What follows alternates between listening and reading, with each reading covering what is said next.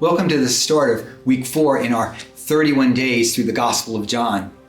This week we're reading John chapters 14 through 17. It is in these chapters that Jesus gives his final teachings to his disciples before his death, and it's here that we read of his most extensive prayer that we have written down for us. It is truly what could be called the Lord's Prayer.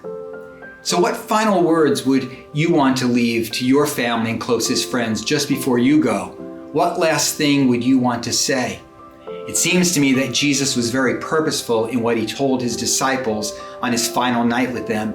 He talks to them about being branches that must remain in him, their vine, if they're to know his life. He warns them that the world will hate them for their allegiance to him. He speaks to them about grief and joy. But most of all, he keeps circling back to the promise of the Holy Spirit and what he will do for them, in them, and through them. Jesus said he wasn't going to leave them as orphans, but would send them one who would do for them all that he had been doing for them. The Paraclete, the Counselor, the Advocate, the Holy Spirit.